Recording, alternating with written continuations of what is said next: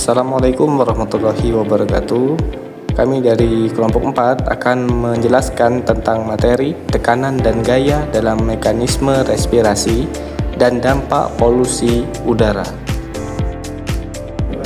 Izin perkenalkan, nama saya Wima Maulzia Putri.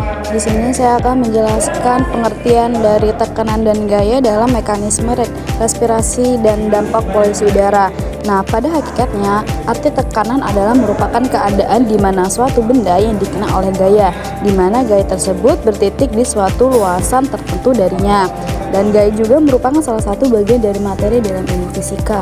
Suatu simbol yang akan digunakan di dalam rumus gaya sudah ditentukan oleh hukum fisika, yang dimana ilmu fisika gaya adalah tarikan atau dorongan. Perkenalkan, nama saya Nia Julianti. Saya akan menjelaskan sifat-sifat gaya dan mekanisme respirasi. Sifat-sifat gaya.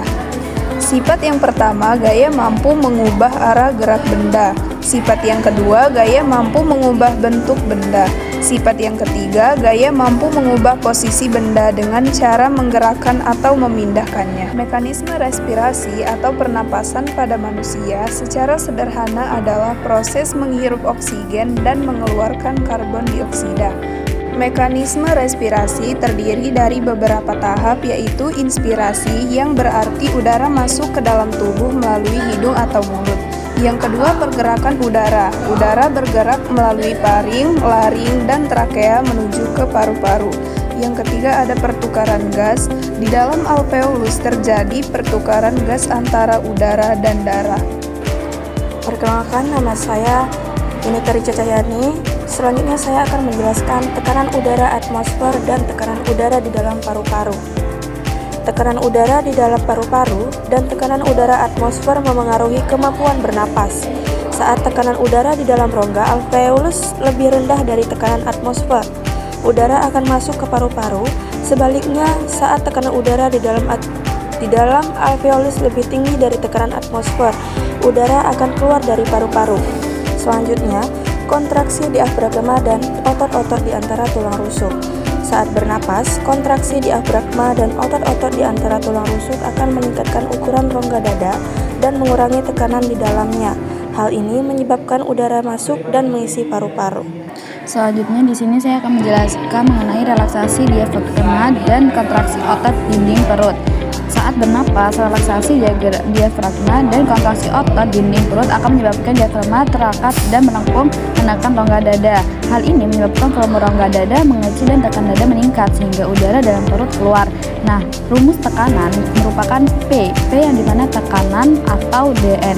V adalah gaya dan A adalah luas atau penampung satuan, dan N atau Cm itulah yang dimaksud rumus tekanan. Dampak polusi udara. Dampak pencemaran udara dari asap kendaraan, asap pabrik, asap rokok, dan lain-lain bisa memicu terjadinya gangguan pernapasan.